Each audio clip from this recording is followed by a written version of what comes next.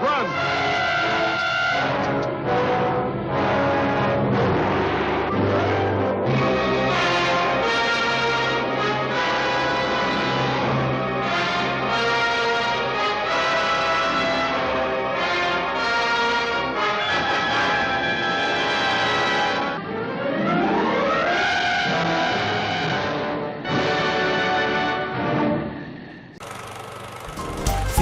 cine, cine, más cine por favor.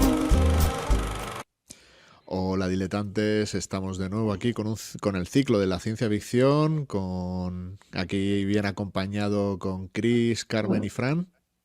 Hola. Muy buenas. Hola. Y nada, en esta ocasión vamos a hablar de Regreso a la Tierra o This Island Earth de 1955 de Joseph M. Newman y por lo que se sabe un poco también Jack Arnold. Antes de empezar a hablar de la película vamos a hacer una ronda de opiniones. Chris, ¿a ti qué te ha parecido la película? Solo una pequeña pausa para recordarte que nos ayudas a crear contenido dándole al like, suscribiéndote y activando las notificaciones. Puedes mantenerte informado de todo lo que hacemos en nuestra cuenta de Twitter y también puedes escuchar nuestros podcasts en iVoox. Toda esta información y más la tienes abajo en el cuadro de la descripción. Continuamos. Pues no la había visto, o por lo menos no tengo un recuerdo muy vívido, ¿no?, de haberla visto. A lo mejor he visto retazos, pero no me sonaba mucho nada de lo que veía en la película y me ha sorprendido mucho. Me ha sorprendido que hay un buen guión, no es un guión excelso, pero hay un buen guión, está currado, hay ideas novedosas para la época y segundo, que los efectos especiales para la época fueron muy revolucionarios. Yo entiendo que fue un antes y un después, aparte que fue una gran producción, que ahora lo hablaremos, que se gastaron casi $1 millón y para la época, para la Universal, pues fue una gran inversión, ¿no?, ya que ellos también querían hacer sus películas con monstruitos, aunque al final aquí no tienen mucha importancia, pero bueno, ya sabemos cómo eran, que a nada que tuvieran un monstruito lo ponían en el cartel bien grande para intentar atraer a la gente a la sala. Era pues estas películas que trataban los temas típicos que vamos a volver a tratar aquí en el vídeo, recurrentes de la década post-guerra mundial y con la sombra del comunismo siempre presente, ¿no?, del que parece amigo y al final se revela contra ti y es enemigo, y el tema nuclear, el tema belicista, bueno, hasta tema ecologista, todo también derivado del uranio. Bueno, ahora comentaremos los temas, pero en general la película como obra me ha sorprendido, me ha gustado, la recomiendo y me ha parecido que los efectos especiales para la época rayan a un nivel altísimo. También destacar el Technicolor, que tiene muy buena pinta. Hemos comentado muchas películas en este ciclo ya, pero esta en Technicolor raya a un nivel muy alto, porque lo normal para este tipo de producciones, como ya hemos visto, es que fueran blanco y negro, tal, pero se nota que aquí se dejaron los cuartos, aparte de que quedan un par de personajes que han quedado un poco en la historia de la ciencia ficción, y el mismo Alien tuvo mucha repercusión, aunque en la película tenga, digamos, poca, porque ya sale al final, pero luego dejó su sello, digamos, en la historia de la ciencia ficción. Se hizo como le pasa un poco como al robot, ¿no?, como a Robbie de Robot de Planeta Prohibido, que no es que tenga una gran influencia, pero bueno, ahí quedó su imagen icónica ya para el género para siempre. O sea que para mí una muy grata sorpresa esta cinta. Carmen, ¿qué te ha parecido a ti? Pues yo creo que es una película que está muy bien equilibrada, porque tanto la trama como los efectos especiales, como bien ha dicho Chris, son bastante buenos. Es cierto que hay cosas que, bueno, ya se pueden discutir un poco más, un poco menos, pero la construcción de la trama me parece interesante. Durante la primera media hora yo estuve ahí en el asiento pendiente de qué iba a ocurrir, porque, bueno, hay mucho misterio y eso siempre es positivo. A mí me gusta que en las películas haya misterio y que el espectador pueda seguir la trama, que no sea muy confusa tampoco. Y creo que esta película lo logra.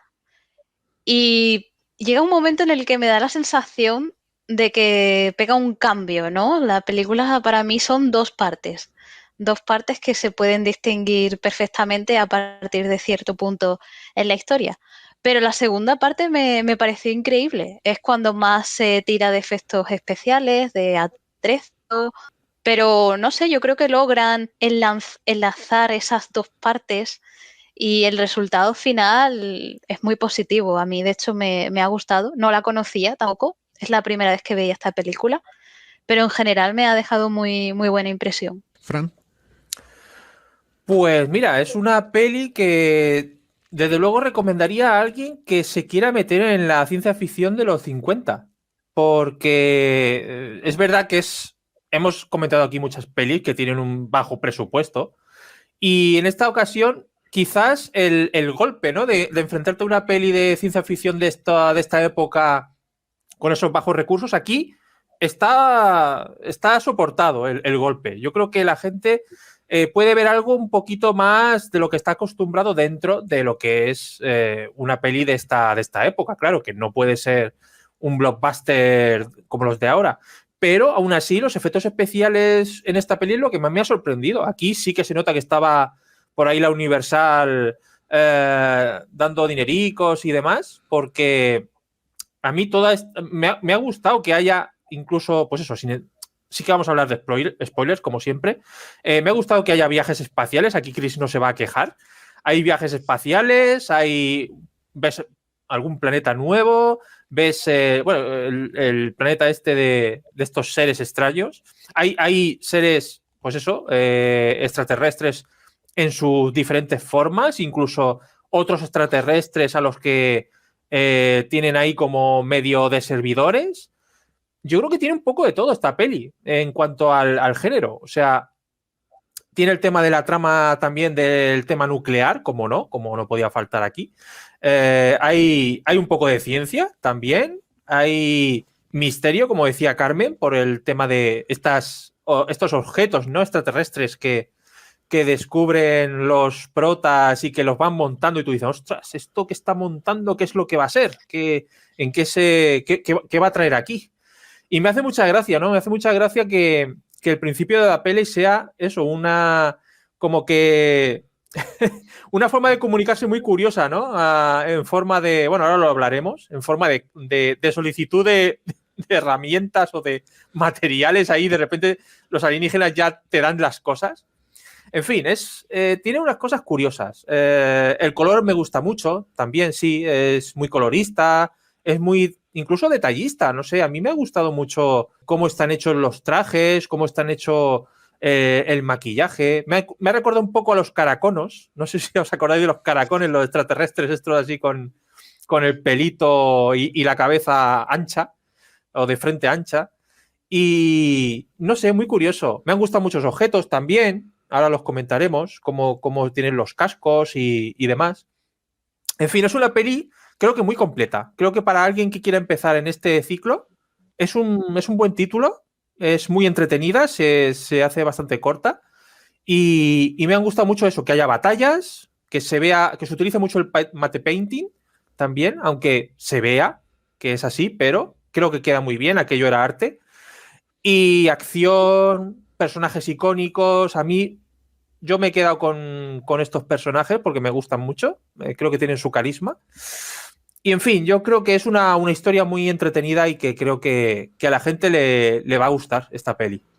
Bueno, a mí es una película que le tengo cierto cariño, la vi hace muchos años. De hecho, yo entré en esta película por lo que decíais antes, por lo visual, por el ver esas fotos de promoción de la época. Yo las vi en una revista, pues supongo que de los 90 o así. Luego estuvo un montón de tiempo hasta que conseguí localizar la película, me costó. De hecho, luego me enteré que tenía título español y que se llamaba Regreso a la Tierra mucho tiempo después. Yo durante mucho tiempo la he conocido simplemente como This Island Earth. Y es eso, el ver las imágenes de promoción con el mutante de Metaluna y todo esto, que luego apenas sale, pero sin embargo ves las fotos de promocionales, carteles y tal, por supuesto la típica foto cogiendo a la chica en brazos y todo esto, hay montones, escenas que no aparecen para nada, son todo fotos promocionales. Me llamó mucho la atención tanto el ser como estos hombres de frente despejada y rubio platino, me llamaron muchísimo la atención y hace muchos años que la vi por primera vez. Sí que es verdad que le veo algunos agujeros de guión importante ahí en algunos momentos, luego lo comentaremos, que que para mí son las peguitas, pero luego realmente como tiene toda esa parte de misterio que yo creo que le viene también un poco a Joseph M. Newman, porque fue un director principalmente de misterio, de crimen y demás. De ciencia ficción se dedicó poco. De hecho, hizo también para televisión, estuvo trabajando en La Hora de Alfred Hitchcock y La Dimensión Desconocida.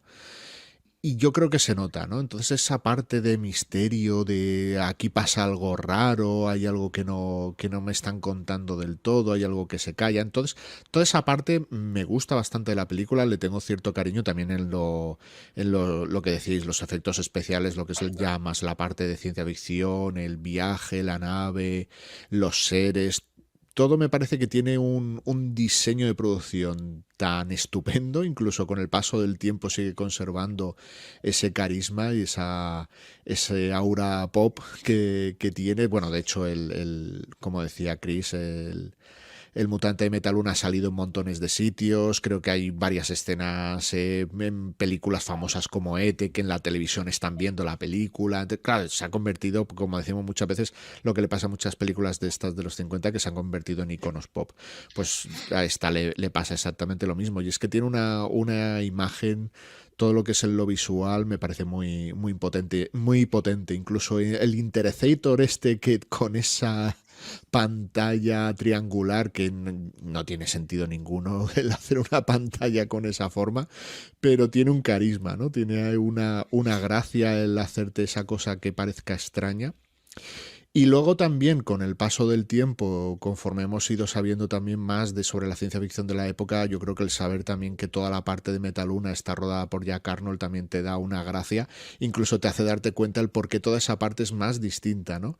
Ya no es solamente el estar en un planeta distinto, que los seres sean distintos, es que la dirección es distinta, es que hay otro señor ahí grabando porque a la Universal no le gustó lo que hizo Newman en esa parte de la película. Estaban contentos con el resto, pero esa parte no, y llamaron a Jack Arnold y esa parte prácticamente creo que casi todo, hay alguna escena que no, pero casi todo es de Jack Arnold. Entonces también le da ese toque raro, ¿no? Como decía Carmen, que parecen dos películas, ¿no? Yo creo que se nota también el que sea otro director, se nota, hace que se cree más esa diferencia, ¿no?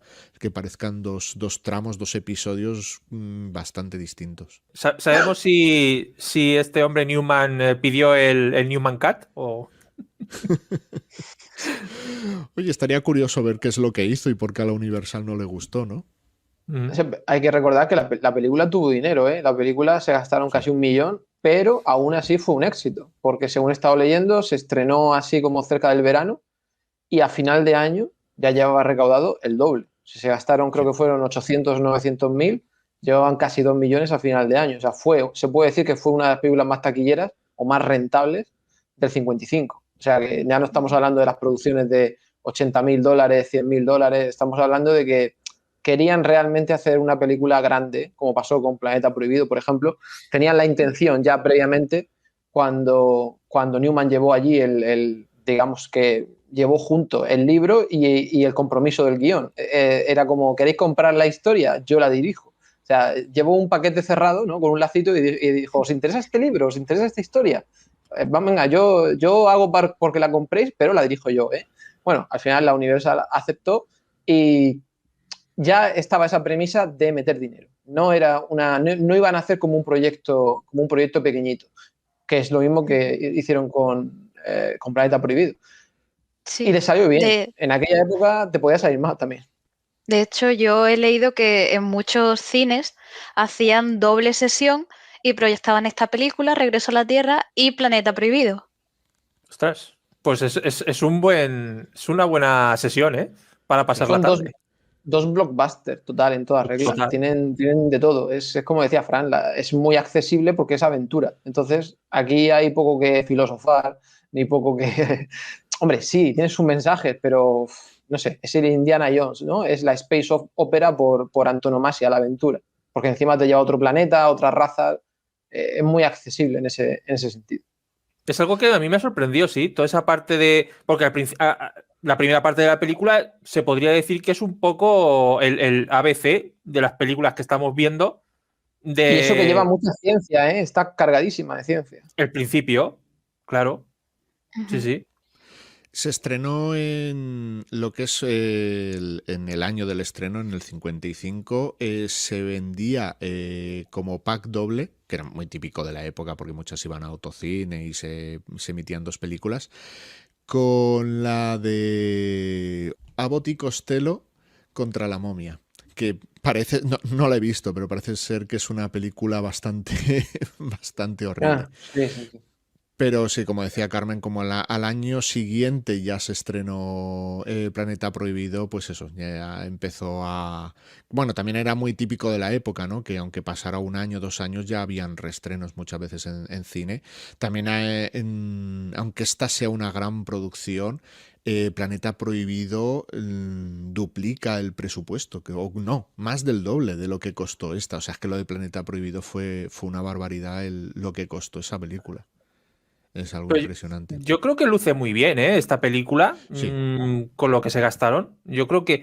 Es que me parece curioso que una película que empiece de una manera que parece no demasiado espectacular, con temas de ciencia, en laboratorios y demás, con este hombre que parece que es muy inteligente y que de repente se encuentran ahí un material que no saben de dónde sale, porque el subalterno este que tiene ahí para ayudarle pide cosas y de repente llegan cajas ahí y dicen, con un pedazo de... que me gustó mucho el detalle este de la guía, ¿no? El tutorial este, el librico, que viene con papel metálico. Me hace gracia... Ahora hablaremos de los sonidos. Me hace gracia cómo pasaban las hojas y sonaba así como si eso, como si fuesen papel de metal. Era muy, muy curioso. Y me parece curioso esa parte, ¿no? Toda esa parte de misterio, que hablan un poco del tema nuclear. De hecho, le hacen una entrevista cuando en esas primeras imágenes muy chulas, por cierto, del avión. Me parece que están muy bien hechas. El tema de ahí a lo Top Gun, un poco el tío. Todas esas preguntas que le hacen, ¿no? De la energía nuclear, que pueden utilizarlo con la electricidad, no sé qué, no sé cuánto. Y luego de todo eso, todo ese misterio, se pasa en una película completamente espacial, abierta, súper bélica, ¿sí? ¿No? Entre dos facciones alienígenas que están ahí luchando y hay guerra y naves y explosiones. Es curioso. Yo creo, Ramón, que deberías de hacer una sinopsis, ¿no? Porque la gente estará flipando ya, que todavía no hemos dicho de qué va la película. Cierto. Son demasiadas cosas, demasiados temas diferentes y demasiadas cosas diferentes. Estamos dando por hecho que la gente sabe de qué va, que bueno, realmente yo supongo que como muchos de los que nos siguen ya la habrán visto, son fan de la ciencia ficción de los 50, pero sí, para los que no la hayáis visto, aunque ya os hemos spoileado algunas cosas, es un científico que de repente se encuentra que están recibiendo unos condensadores y algunos materiales electrónicos que parecen muy, muy superiores, muy adelantados a lo que realmente estamos, ¿no? Entonces hacen como un nuevo pedido, les llega un catálogo que a la vez es un manual de instrucciones, que luego también comentaré. Aquí hay un par de cosas al principio que me recuerdan a otras películas de ciencia ficción. Construye la máquina y empieza a comunicarse con un señor, dice ser científico, que está en otra parte, en otro estado de Estados Unidos, que ha sido como una prueba para contratarle y que vaya a verle. Y bueno, pues está ahí el señor con otro montón de científicos que ha reclutado por todo el país, buscando una solución a la guerra. Así como sinopsis sin spoilers, yo creo que podríamos llegar hasta ahí. Sí. Luego ya pues tendríamos el kit de la cuestión, ¿no? Sí, que me hace gracia porque lo piden por Alien Express, vamos a decir. Los pedidos. Sí, bueno, yo creo que la película es muy moderna y se adelanta a su tiempo porque me recordó mucho al típico mueble de IKEA, ya que las instrucciones las tiene que seguir por medio de símbolos, ¿no? Es un catálogo que no tiene instrucciones en inglés y las piezas las une siguiendo instrucciones que son símbolos. Y luego la máquina que construyen a mí me recordó a Skype, porque sirve para hacer videollamadas. Que me imagino que en la época sería como, wow, eso es imposible. Pero aquí estamos nosotros, ¿no? Utilizando esta aplicación, mientras que en la película, ¿cómo lo llaman? Interocetor, eso, Interocetor. pues Guau. nosotros estamos aquí con nuestro Interocetro grabando un vídeo, ¿no? Sí, pero el suyo es más moderno porque fríe las cosas. O sea, cuando te cabreas, en el Skype suyo, ¿vale? Pues le aprieta un botoncito y hay 3 rayos que te fríen en un momento. Con lo cual, pues, están aún más avanzados que nosotros todavía. Imagínate. Es una buena discusión, porque claro, ellos no llegan a... hay mucha gente que da por hecho que la primera videollamada se hace en 2001, porque ellos consideran que esto es como una televisión, no llegan a tener el concepto del teléfono. Entonces, es una buena discusión, es un buen debate, ¿no? Porque hay mucha gente que da por hecho que la primera videollamada se hace como tal en 2001, la que le hace el padre al hijo por el cumpleaños. Esto lo dan más como que se están viendo a través de una televisión, que tampoco tiene ningún sentido que se escuche, pero a mí me vale como videollamada, o sea. Sí. Hay un par de cosas, no sé si tendréis la referencia, sobre todo de la primera, no sé si conoceréis Buckaroo Banzai. Es una No. película muy loca de ciencia ficción de los 80 con Peter Weller.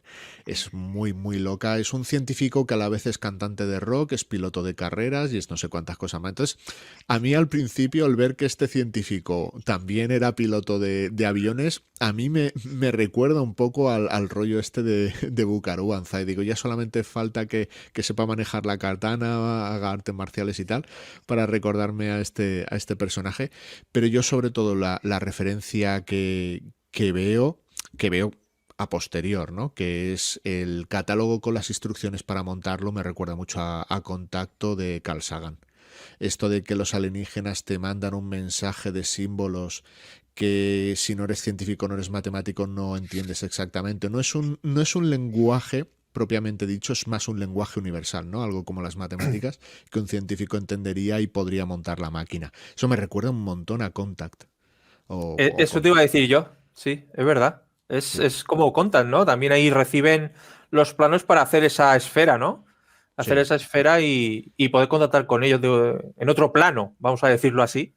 Pero sí, yo creo que es que al final sacamos, si nos ponemos a sacar datos y historia, seguro que encontramos referencias a películas y a escenas que nos recuerdan al final a las películas de ahora. Entonces, a mí, ahora que lo dices con Contact, totalmente. Es decir, de hecho es que me hace gracia el tío como dice, bueno, ¿y cómo? Le pregunta el socio oye, ¿y cómo lo montamos Dice, ¿cómo lo hacemos? Porque aquí lo único que viene son símbolos. ¿No? En vez del 1, 2, 3 de IKEA, pues aquí vienen unos simbolitos, ¿no? Para el 1, 2, 3. Dice, paso 1, paso 2, paso 3. Y dice, porque es muy inteligente el protagonista, dice, pues vamos a empezar por este. Y hace un plano ahí del primer dibujito. Y dice, pues muy bien. Pues empieza por ahí, si quieres. Y luego te construye esa maquinita que, por cierto, no les costó tanto como a Contact. A Contact les costó para encender la maquinita. Aquí con encender con el cable de la luz, enchúfalo y ya está. Y la maquinita ya funciona sola.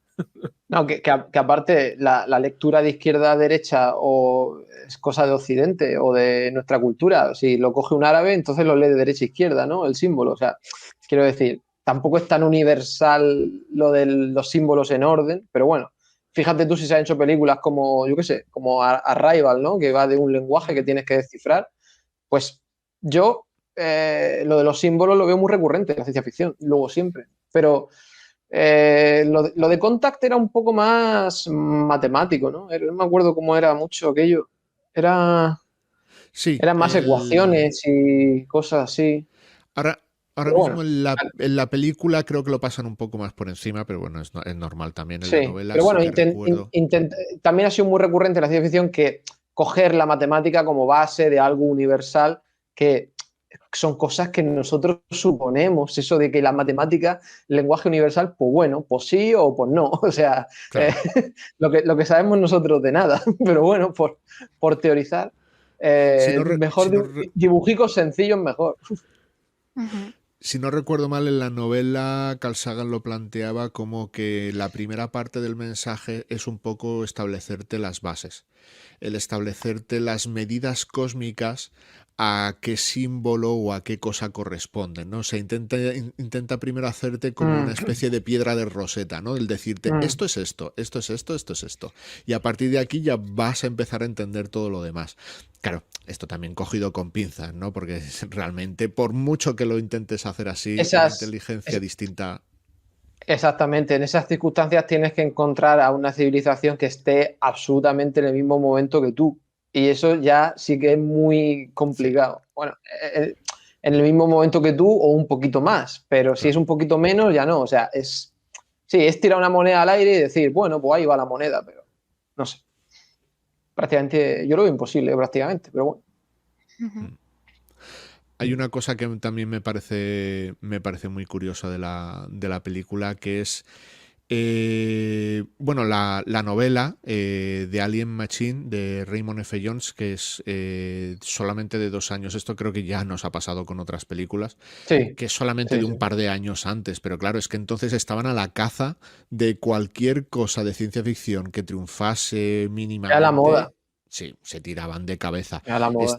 Este era típico escritor de las pulp, de las revistas pulp de la época de ciencia ficción, de Wonder Stories, Astounding Stories. Como en otras películas de las que hemos hablado, pues en 2 años después de escribir la novela ya estaba la película hecha. O sea, eran estas cosas a la caza de lo que mínimamente olía a éxito. A mí, no sé vosotros cómo lo pensáis, pero ¿no os parece que tiene una estructura, una historia muy de capítulo de Star Trek? Esta peli. Está todo plagado, claro. Desde el contacto. A mí me ha recordado un poco a una serie de televisión, a Earth Final Conflict, que no sé si Ramón la habrá visto, porque creo que vosotros dos no, pero a lo mejor Carmen sí, no sé. Que era prácticamente el mismo argumento. Eran muchos años, eran 4 o 5 temporadas, y resulta que había una civilización extraterrestre que ya había venido aquí, se había quedado y eran amigos. Totalmente, vamos, vivían en paz y armonía. Pero en un momento dado, pues la sorpresa, ¿no? Se rebelan, se quieren llevar no sé qué, pues los recursos del planeta y tal. O sea, es que claro, estos temas en esta época son precursores de todo lo que viene después, en mayor o menor medida. Y si empiezas a coger capítulos de Star Trek uno por uno, pues no te digo nada. Pero en general, ampliando un poco más el espectro, es que son, por eso estamos haciendo el ciclo. Es que son los padres, las madres de todo lo que viene después, en mayor o menor medida. Y aunque sea solamente inconscientemente, porque si tú le preguntas a Spielberg, por ejemplo, que tampoco es que haya hecho, bueno, ha hecho mucho y ha influido mucho, pero no ha hecho 500 capítulos como Star Trek, pero si le preguntas, aunque sea en el subconsciente, de haber visto todo esto en su niñez, en su infancia, en su adolescencia, o James Cameron, por ejemplo, todo eso queda ahí, y luego cuando te pones a escribir, pues algo te viene de algo, todo viene de algo. Entonces al final es el germen, esta década es el germen de todo lo que vino después en mayor o menor medida. Y en las entrevistas de los grandes directores tienes, pues claro, si es que yo con 9 años, ¿qué veía? Pues Twilight Zone y las películas de la ciencia ficción de los 50, porque es lo que daban en la tele. Entonces, si me ha influido en mi carrera, te diría el director, pues me tiene que haber influido por huevos, porque es lo que me gustaba y me tiene que haber influido sí o sí. Por ejemplo, una película como la de Spielberg, ¿no? Como Encuentro en la tercera fase. Pues sí es eso. Ahí son notas musicales y tal, pero pues eso, un lenguaje de comunicación universal, tal. Todo viene a ser lo mismo ya después de esta época. A mí hay una cosa que me gustó mucho cuando están ya en el complejo este de los científicos, es ver a estos que llevan el casco puesto, llevan el casco y llevan el pelo dentro del casco como una ondulación que parece como si dentro tuvieran el cerebro. El pelo haciendo como de cerebro, con las rayitas típicas del cerebro cuando está dibujado y tal.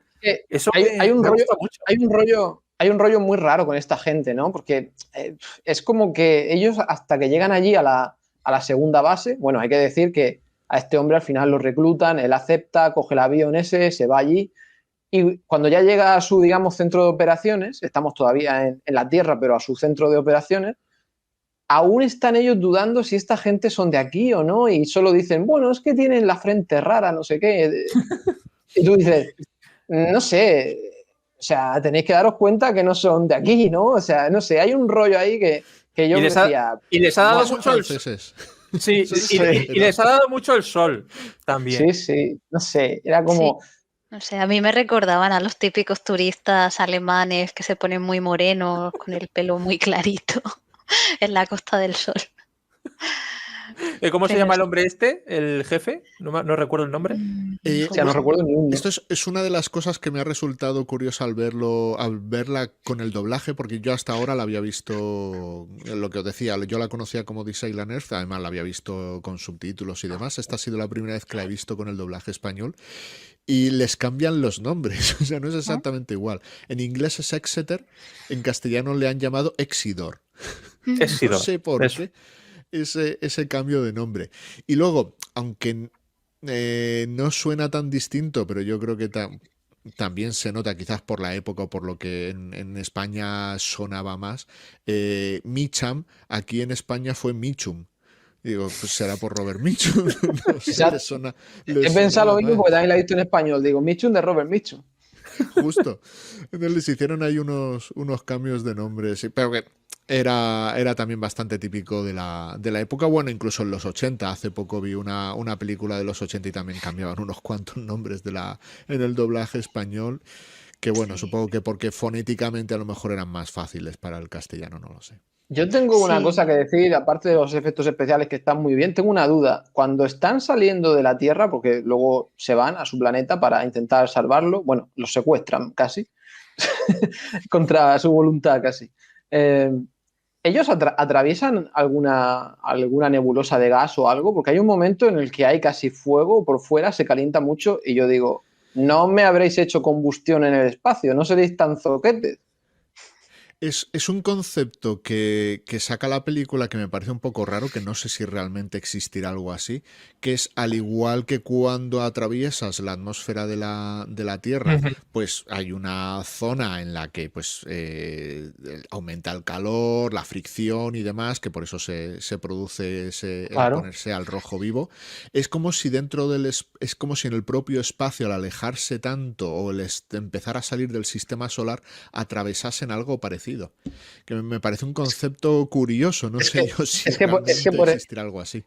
es que, por ejemplo, si atraviesas una nebulosa, que no dejan de ser gases, una nebulosa puede ser increíblemente grande y son gases. Pudiera Aunque ser, no sí. haya aire en el espacio. Claro, no hay aire, pero puedes atravesar una nebulosa. Entonces, no sé si han dicho algo de que están atravesando algo o no. Ahí Sí, no me he enterado. creo que lo llaman barrera térmica. Hacen Justo, una sí. alusión a una barrera térmica. Si, si han dicho algo, pues ya está, justificado. Pero digo, no puede ser que esté viendo fuego en el espacio. Ya, eso ya no puede ser. Aunque luego es verdad que cada vez que explotan algo hay una explosión. Y digo, que se os va, que se os va, que se os va. Si no hay aire, no hay combustión. No hay combustión, no hay llama. Mm. Y sobre las referencias que decíais de Star Trek, hay dos cosas a mí que me han resultado bastante similares a lo que son algunos episodios de Star Trek. Lo que es la parte de la civilización alienígena pidiendo ayuda a la Federación, bueno, en este caso a los científicos humanos, es algo que hemos visto en Star Trek unas cuantas veces. Y luego también muchas veces he leído, evidentemente falso, mal documentado, que la primera vez que empezaron a salir las puertas estas que se abren y se cierran, las puertas estas automáticas, fue en Star Trek. Aquí vemos que no, evidentemente, ¿no? Aquí hay puertas automáticas que de hecho en aquella época el efecto era tener dos personas detrás tirando a la vez. Era el cómo se hacía este efecto, ¿no? No, y ya hemos visto otros ejemplos, ¿eh? De hecho, en el Sí, mismo ciclo, hemos en GOG. visto. Exacto. En GOG Claro, también hay. GOG yo no la vi. En GOG también tenemos esas puertas. Es que en GOG hay muchas cosas científicas. Entonces. Sí, de hecho, yo estaba viéndola como paralela con esta, porque por ejemplo en GOG el atrezo de los laboratorios es más simple, más colorido, y aquí no, parece más un laboratorio, por lo menos la primera parte, cuando están montando este instrumento de comunicación. El del demonio. Es un instrumento del Sí, demonio. sí, sí, Bueno, sí. Y el escudo protector de Metaluna para poder proteger de los ataques de los Zagons también es muy Star Trek. O sea, todas estas cosas el campo de fuerza fue un invento de Star Trek. Hombre, pues no, aquí vemos también Ahí ya se han liado un poco la manta a la cabeza, ¿no? Mezclándolo todo, que si la ionización, necesitamos uranio para no sé qué. Y, bueno, lo de la época. Sí, parece un poco Sí. idea loca, sí. No, iba a decir que el caso, que la trama es curiosa porque los alienígenas pertenecen a una civilización capaz de crear naves espaciales, aparatos de telecomunicación y sin embargo necesitan de los científicos de la Tierra para que Y lo les bueno es que se lo ayuden. dice. Y se lo dice. Y es lo bueno, que iba a terminar la película y se lo dice. Y dice, ¿para qué si sois tan listos, ¿para qué lo necesitas? Y yo digo, joder, por fin se lo has dicho. Sí, es Sí, el sí. agujero, yo creo que es el principal agujero de guión. Les están tratando, sobre todo el líder supremo de allí del planeta, les está Sí. tratando de seres inferiores y tal. Entonces, ¿para qué nos necesitáis a nosotros si somos seres inferiores, no? Bueno, lo que pasa es que lo justifica, ¿no? Al Sí, final porque ya el no tío queda gente casi. Sí. Sí, bueno, de hecho yo creo que solo están ellos tres y el monstruo ese de las... Otra vez de las estas así, les gusta hacer las estas así tipo click de Playmobil, otra vez. Ujú. Otra vez las garras así del bicho. Es que antes lo de los insectos era la leche. Nosotros ya hemos visto un montón de insectos. Es que no sé por qué cogían siempre insectos, pero se ve que a todo el mundo le dan miedo, no sé. Pero entre Ay, las pues, hormigas y las arañas, tenían que ser insectoides, por así decir, ¿no? Porque te recuerda, sí. pues eso. El mutante. Yo he leído como curiosidad que iban a hacerle unas piernas mutantes, pero les metieron tantísima prisa a los de vestuario que al final solo le pusieron unos pantalones. Le pusieron Y- unos pantalones, sí. Así se ve. Te ves de repente al bicho este y dices, hombre, tampoco voy a salir aquí en pelotas. Entonces, pues me pongo unos pantalones antes de levantarme del nido o de donde esté y me pongo mis pantalones. Es curioso. La verdad que estas cosas son las que peor han envejecido. Es verdad que son 5 minutos de película, pero estas cosas son las que, pues, las que más risibles hoy día, ¿no? Tampoco aportan tantísimo a la trama y es verdad que se mueve ahí como un palo y es un poco, bueno, pues como la lucha en Star Trek de Kirk con la piedra esa de cartón, con el bicho este en el planeta. O sea, yo creo que es lo que peor ha envejecido, pero bueno. Bueno, hoy día y en la Cada uno. época, porque los actores se quejaron, los actores dijeron que la película era bastante decente y fue el mutante lo que le quitó seriedad ya al final. Sí, yo creo que también es cómo lo gestiones, porque fíjate tú, por ejemplo, en La Mosca no hay nada, solamente una cabeza. Pero claro, como la ves ahí 2 minutos y te da esa impresión de transformación de un hombre a una mosca, tal, o sea, y no es nada, es solo una cabeza, no hay nada en la película. Aquí por lo menos tienen un poco más, los brazos y tal, hay una cabeza, bueno, una cabeza y un brazo creo que era. Y yo creo que es como lo gestiones. Yo creo que si este bicho simplemente lo vislumbras ahí en un pasillo, yo qué sé, que te da un poco de mal rollo o algo, pero claro, poniéndotelo ahí delante en el estudio, que está perfectamente iluminado, lo ves todo de plasticoso, pues es un poco decir, uff, madre mía, ¿cómo canta esto? ¿Cómo canta esto? Se ve demasiado bien Sí. el bicho. Y Exacto. al final, cuando quieres hacer la típica peleita o persecución a la chica y demás, pues te queda todo un poquito bluff, ¿no? Que por cierto, Eso es como, por ejemplo, cuando se tiene que pelear. Habéis visto muchas películas donde un actor se tiene que pelear con un peluche, ¿no? Para que parezca que el peluche está vivo. Y empieza así a pelearse en el suelo. Para que dé la impresión, un peluche o lo que sea, ¿no? O un animatrónico o lo que sea. Pero el actor empieza a pelearse para que tú creas que el bicho ese también pelea. Pues esto es lo mismo. La chica ya no sabía qué hacer. La chica ya no sabía para dónde caerse. Era como, que me caigo, que me vuelvo a caer. Venga, cáete más. Se ve que había alguien diciéndole, cáete más lejos, cáete más lejos. Como la escena del pulpo en Ed Wood, ¿no? Que él mismo tiene que mover los tentáculos del pulpo para que parezca que es que no sé, se ve que este hombre no se podía mover bien o algo, o la chica se caía demasiado lejos, pero era como que les costaba sincronizarse.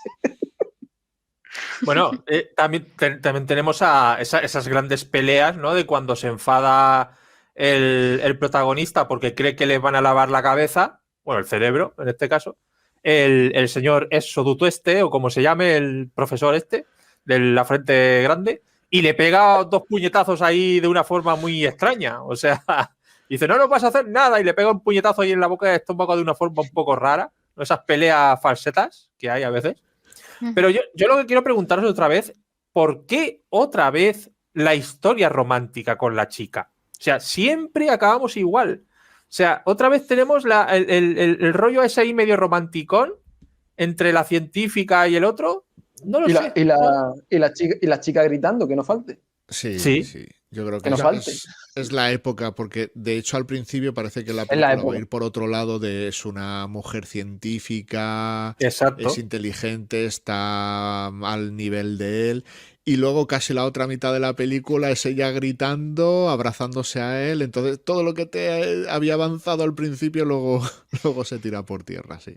Exacto. Ni al final influye en nada, nada, está ahí y ya está.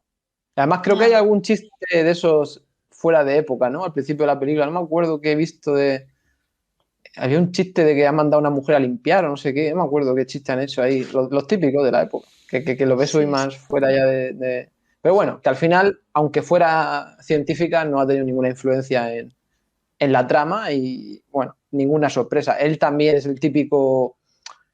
Pues eso, ¿no? Héroe de acción, porque es como dice Fran en otra película, todos los científicos son más bien no muy guapos y este tío es como, solo le faltaba ser el Steve McQueen, el guaperas científico que va a descubrir una fuente de energía ilimitada, o sea, total nada.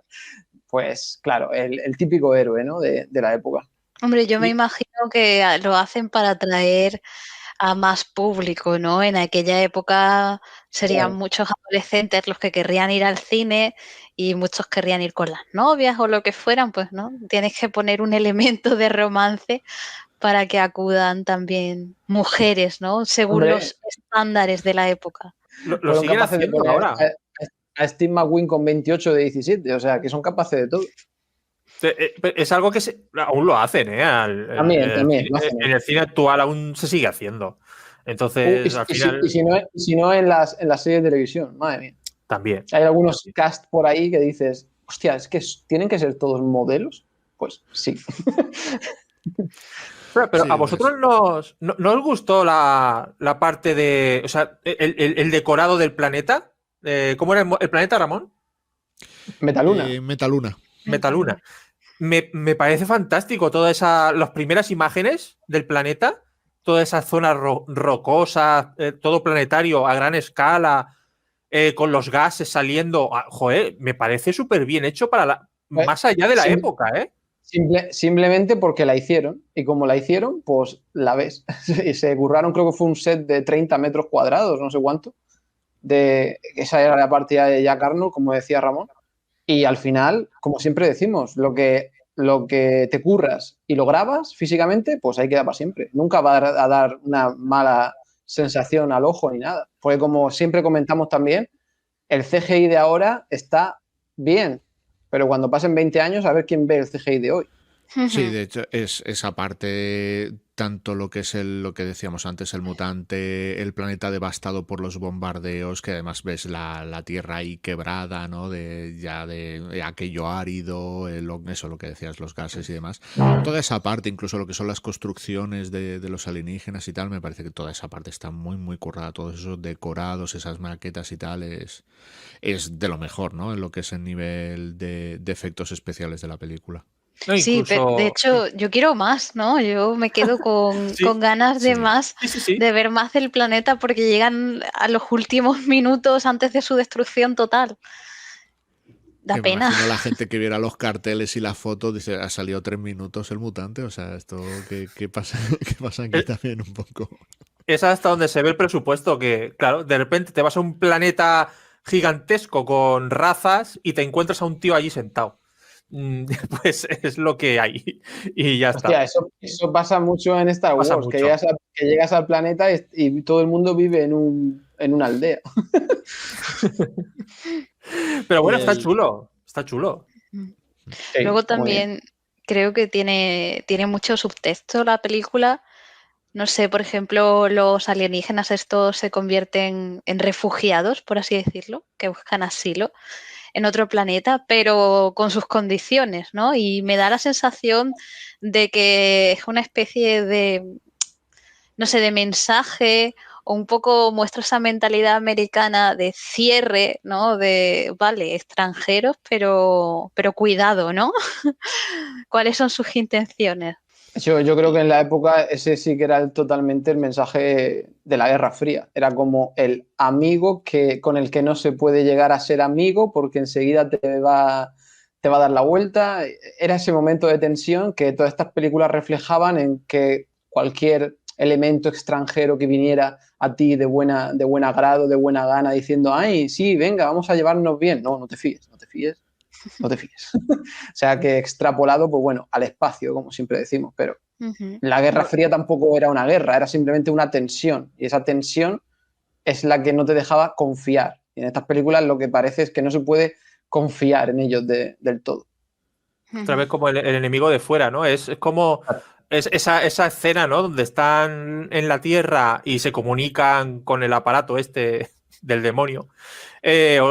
Con el líder suyo, ¿no? Y el líder les dice, ¿estáis consiguiendo progresos, ¿no? Para nuestro fin y tal. Y dicen ellos, pues no lo estamos consiguiendo, denos más tiempo. Y no tenemos más tiempo, no tenemos más tiempo. Plan B, ¿cuál es el plan B? ¿Qué queréis hacer? ¿No? Lobotomía. Lobotomía total. Lobotomízalos a todos. Todo fuera.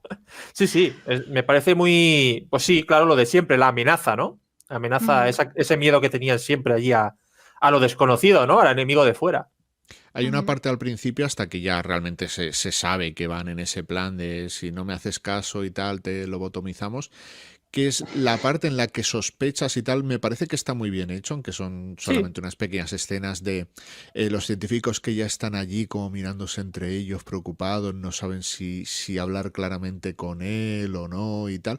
Y luego sobre todo hay una escena del doctor Exeter que le está, yo creo que hecho totalmente premeditado, que le está hablando de que ellos trabajan en pro de la paz, de acabar con la guerra y tal, y en la mano tiene un abrecartas. Y está hablando de la paz y tal con el abrecartas en la mano. Y todo esto está hecho para crearte un clima confuso de no sé si esto es bueno o es malo, ¿no? Y esa parte yo creo que sí que se le ve un poco al director el que venía del misterio y que venía de estas cosas. Entonces, para crearte esa tensión tiene ahí sus trucos, ¿no?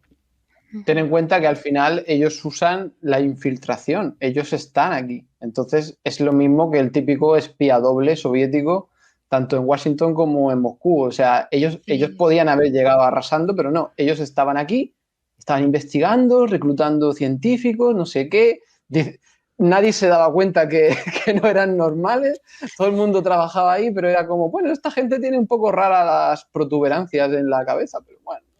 No sé, serán de otra raza o de una isla perdida por ahí. O sea, tampoco llegan arrasando. A lo mejor podían en su época, no lo sé, o no, tampoco explican nada. A lo mejor solo quedaban 3 naves en su planeta, yo qué sé. Pero que a priori la técnica fue la infiltración. O sea, era como el agente doble. Vamos a intentarlo así, a ver si podemos, y si no, claro, plan B. El sleeper, ¿no? ¿No se llaman así, agentes durmientes? Exacto. Sí. Bueno, está también lo típico, ¿no? Que se supone que es malo, ¿no? El doctor Exeter, como se llame, al final cambia un poco su visión por vivir con los humanos, ¿no? Esto suele pasar mucho también, ¿no? El tema de la convivencia del alienígena con la humanidad, ¿no? Se encariña de ellos y todo eso.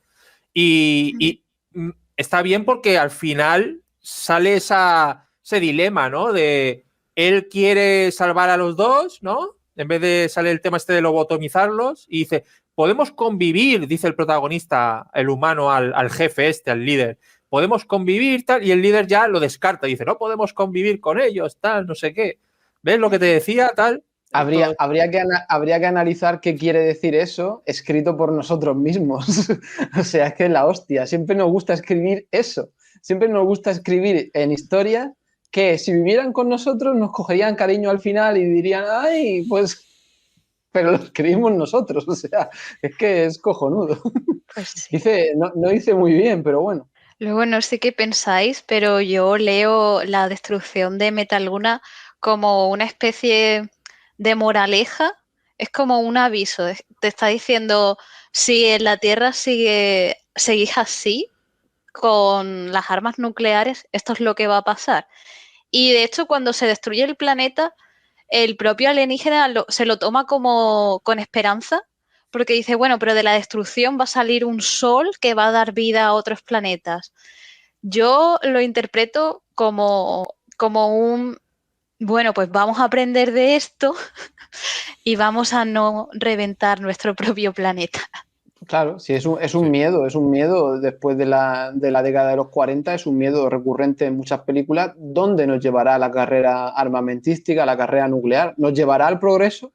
¿Nos llevará a la autodestrucción? ¿Dónde nos va a llevar? Pues sí, queda mejor reflejado en otro planeta que no sea el nuestro, a ver si así aprendemos. Pero bueno, y al final que se convierta en sol, pues bueno, es como esperanza, ¿no? También puede pasar, oye, que un planeta, lo que pasa que habría que ver por qué colapsa, pero puede colapsar un planeta y quedarse como enana o como enana roja, pero bueno, depende de las condiciones ya de cada planeta, de su tamaño pero bueno, que puede pasar. Uh-huh. También por lo que leí, aquí en la parte del final hay diferencia entre la novela y la película, no tiene mucho que ver. Y me imagino, como hemos visto en otras películas de esta época, cosas como lo de nosotros tenemos una gran diferencia, tenemos un dios, o estas referencias a la religión. Es verdad. Estoy seguro que probablemente la novela no salían y fue imposición de la época, ¿no? Aquí hay que meter esa parte también le toca a Jack Arnold, ¿no? Al final. Sí, eso es de la parte de Jack Arnold. Me hace gracia porque el líder supremo cuando se lo dice, se queda con una cara de ¿qué me estás contando? O sea, sí. Primitivo, eres un primitivo. Primitivo. Eres un primitivo. Sí, yo quería contar una anécdota que también he leído sobre que es muy curioso. Yo no tenía ni idea.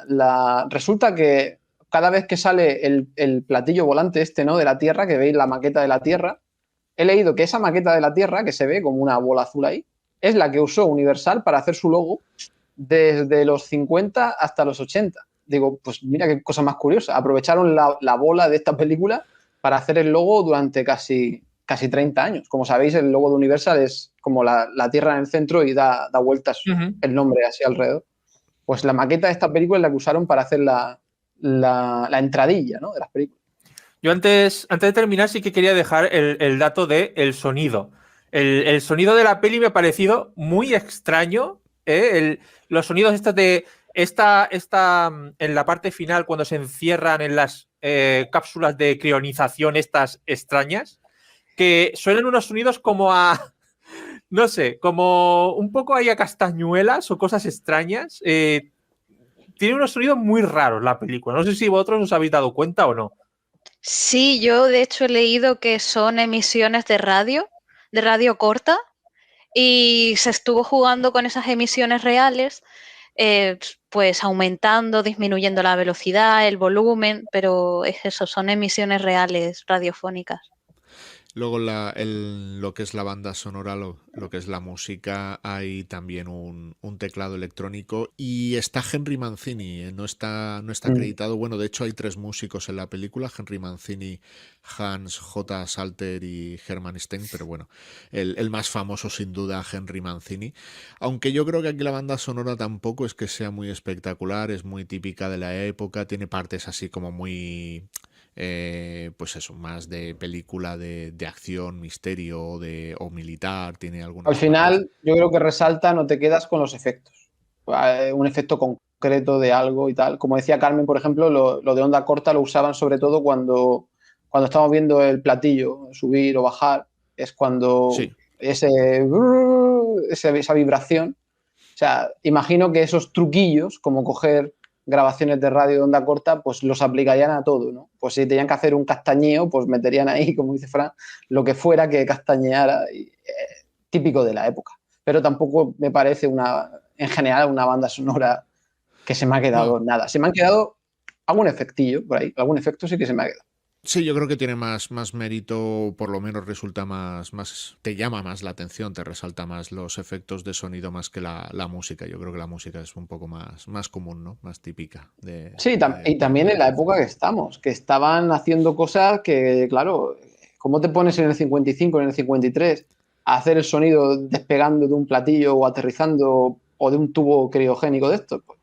Pues invéntatelo. Claro, si haces la película hoy tienes 3.000 ejemplos. Si la haces entonces es como que, pues tienes que elegir. Pues no sé, pon lo que quieras. Pues nada, si queréis damos una conclusión final, una pequeña línea para cerrar. Chris. Pues una película, para mí, imprescindible en este ciclo, que todo el mundo debería ver, muy divertida, muy entretenida, con mucha ciencia, con mensaje y que pasa volando. Muy, muy recomendable. Quizá, como decía Fran, para empezar es buena, digamos que es accesible como un primer escalón a la década. No es ni una cosa extremadamente currada ni filosófica, pero es una space opera, una aventura espacial en toda regla. Carmen. Pues sí, es una película de aventuras, tiene misterio, tiene temas que podemos seguir tratando hoy en día, como los que ya hemos mencionado aquí. Es muy entretenida, tiene espacio, tiene platillos volantes. De hecho, uno está basado en los avistamientos estos de ovnis en la América de los 50 por parte de granjeros y tal. Entonces sí, es muy interesante y es imprescindible para las personas a las que les gusta la ciencia ficción de esta época. Fran. Pues nada, yo diría que es visual, entretenida, icónica, con personajes icónicos, con buenas escenas de acción incluso, muchas explosiones, con mucho misterio también, y yo creo que tiene un poquito todos los ingredientes de una buena película de ciencia ficción que yo creo que la gente disfrutará y se lo pasará bien. Un clásico, lo que habéis dicho, visualmente, pues para la época impactante. Tiene unos efectos físicos, por supuesto en la época no había otra cosa, que siguen resultando llamativos, sigue resultando el mutante de Metaluna muy carismático, también muy influyente. Bueno, yo creo que como muchas cosas de esta película, como habíamos comentado, ¿no? Han influido en lo que vino después, en series de televisión como Star Trek, en otra ciencia ficción, y bueno, estos seres de que como que se les ve el cerebro, ¿no? Que hemos visto hasta en Mars Attack. Que todo esto ha continuado, yo creo que a estela de esta película. Bueno, pues nada, pues aquí lo dejamos hasta la próxima de los años 50, ¿no? Pues nada, hasta la próxima. Hasta luego. Hasta luego.